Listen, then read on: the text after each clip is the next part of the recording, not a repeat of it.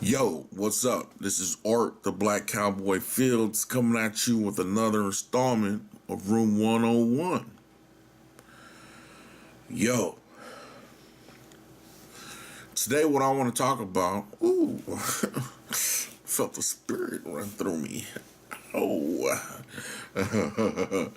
oh, that coffee I had this morning. Anyway. This is Art, yo. Feeling kind of good for a Monday morning. Had an excellent weekend. Not gonna go into that. Catch the episode of The Witching Hour if you want to talk. If you want to see what happened on that. Anyway, today what I want to talk about is being neighborly and not being neighborly. Being neighborly and not being neighborly. See, there's two things really in Christianity that out here on the wild frontier, I mean, in Room 101 that I think of is to love God and to love thy neighbor. These are the two things you do as a Christian. Now we need to define some concepts. Two concepts right off the back that jumps off at me is love and neighborly. What is love and who is your neighbor? I mean, if somebody lives next to you, are they your neighbor? Like, for instance, Palestinians and Israelis live next to each other with some big walls, looking above them, below them. Anyway, but they're not really neighborly. So what makes them not be neighbors? What makes us be neighbors? What makes us not be neighbors? If you recall, I discussed this concept called stagnated growth. It's an epidemic in America that we all the classes, not all the classes, but, well, actually, the classes too. I mean, because, like the side note, the rich sometimes take a hit, like, through taxes. Sometimes. I mean, most of the time. I mean, they're taxed the most to pay for the running of the United States of America. I don't know. That's the big debate. Who pays more taxes? The poor, the people, many billions giving $1 or one person giving $1, $1 billion. I don't know. Anyway, so we're dealing with stagnated growth and this competition of scarcity. What is the scarcity of the jobs or lack of jobs in the big city? So stagnated growth. What's going on when somebody experiences stagnated growth? We have competition for scarcity jobs. For example, in the late 80s, early 90s, I believe that's when it occurred, late 80s, early 90s, a large portion of the aerospace engineering economy, job market, industrial system in California up and left. Booyakasha. Hundreds of thousands of jobs were lost. Or at least thousands of jobs were lost. The economy took a big hit in California. Next thing you know, the recession's hit. Anyway. But it was a competition for scarcity. Jobs. Where did those jobs go? Did they disappear or did they move? Did they go to Mexico? There's a bunch of engineers down there now. China, Japan, India maybe. Where is the beef? If you know what I mean. So anyway, we have stagnated growth, competition for scarcity, being neighborly. Now we have this condition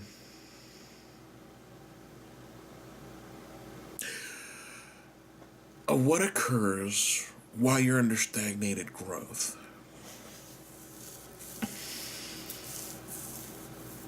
I mean, sometimes I can be funny, sometimes I'm not funny, but I'm trying to be more of a serious kind of guy. I mean, hey, we are making this, if you understand what I mean. I mean, you technically, I could have said you helped contribute to my education. That has allowed me to acquire the skills to think and discuss information with individuals that wish to pursue research and a better understanding of their place in society.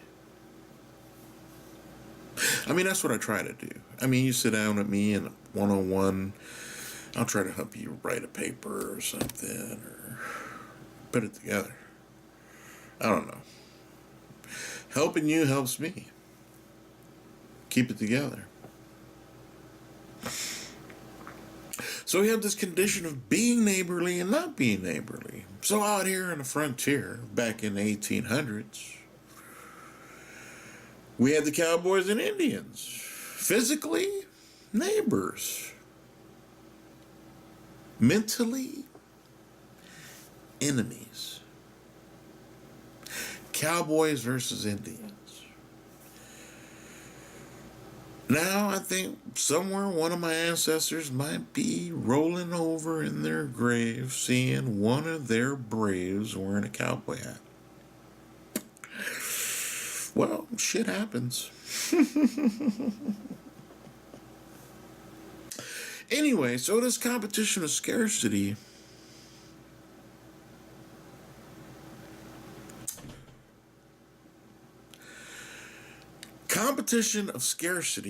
develops specialized skills.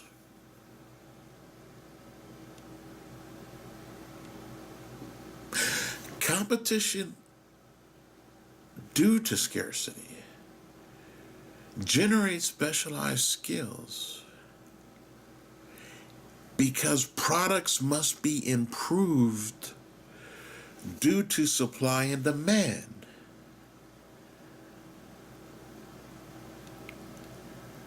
But not necessarily. Products improve due to supply and demand for those that can afford the improvement. Otherwise, there's a knockoff copy for those who do not have the money to keep up with the improvements.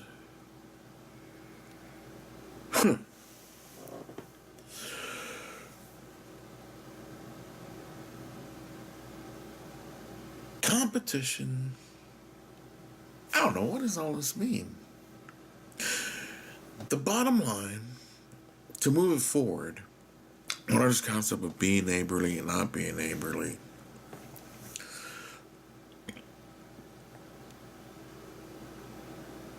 For 500 years, Americans of African descent were not treated neighborly.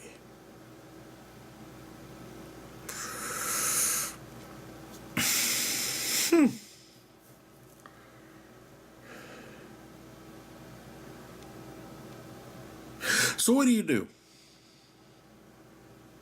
You want to make amends with your neighbor that you fucked up. It's like, you want to help them build a fence, bring over some chicken and watermelon, have a little picnic.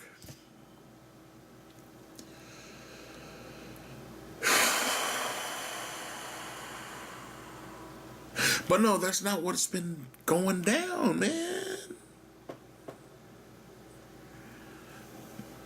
The hatchets are not being buried. They're being sharpened.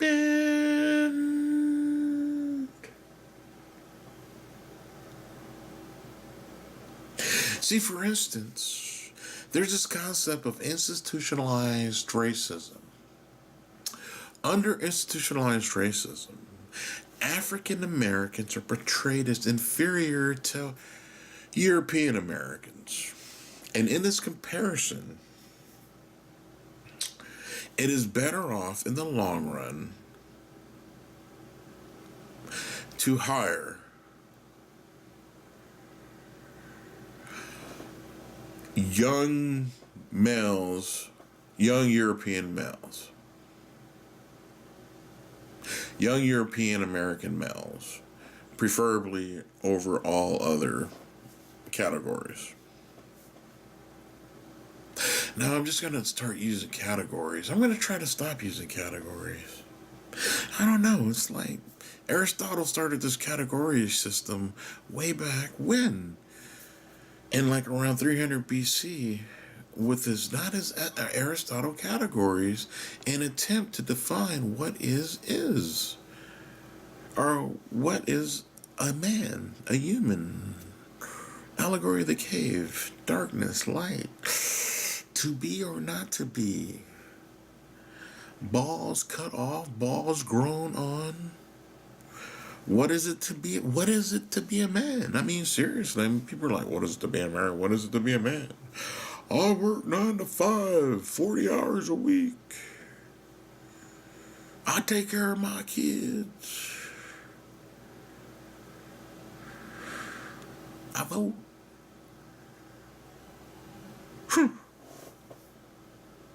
Anyway, instead of being neighborly, there's been this concept of institutionalized racism developed in order to separate the classes or to separate the categories into competition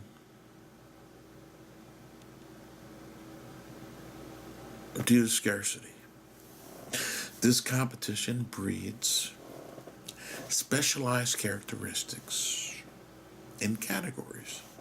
For instance, you have doctors, lawyers, garbage men, plumbers, all sorts of trades, are careers, goals, stuff to make a city work.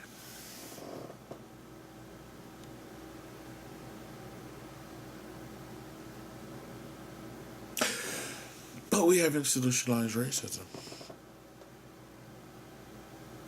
where a value system has been arranged to coordinate with the classification system as to where the European American male is the dominant force to be used in the labor industry, regardless. Well, that's debatable. They say white man can't jump. Keeping it real.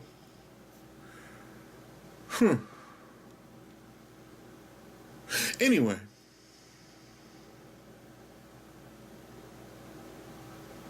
See, I think one of the problems that has occurred is this weight that is still on the necks of African Americans called the stigma of slavery.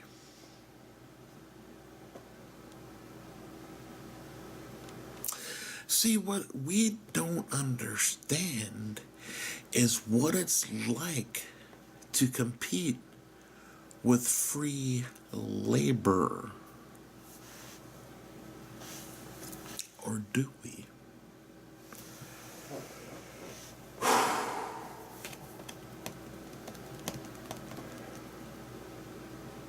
The best comparison I can make with slave labor is labor generated in the United States by undocumented workers.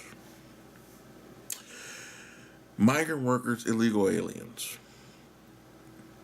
Typically, I've seen these cats work on construction projects. These construction projects are shoddy. Anyway, to make a long story short, you got slave labor competing with free labor And this idea gets put in your head, depending on your perspective. Well, in everybody's perspective, slave labor is bad. Everybody. So those, I mean, psychologically, it's like those who did slave labor are bad too. The whole thing is bad. See, it's all in your head. I mean, you accept yourself, and I mean, I don't know. So you got this condition of slave labor versus free labor. Slave labor is bad because slaves are going to make some shitty products, to keep it real. I mean, are you going to bust your ass making something like super fresh? Side note, if you were a slave, would you have built the pyramids to stand as long as they stood today? I want to argue real quick that those 3 huge pyramids in Egypt that we see today are a monument made by people that love their country.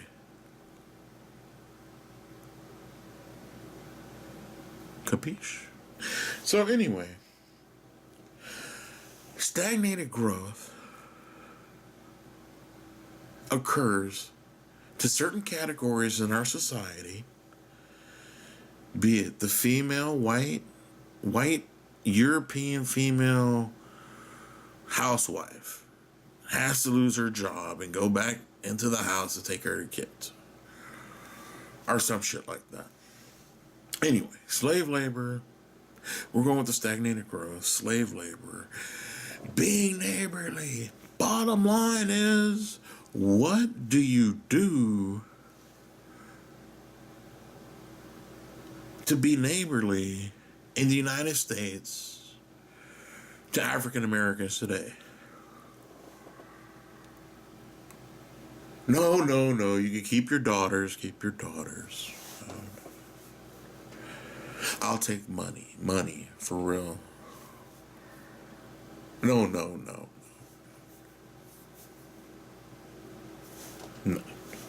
Anyway.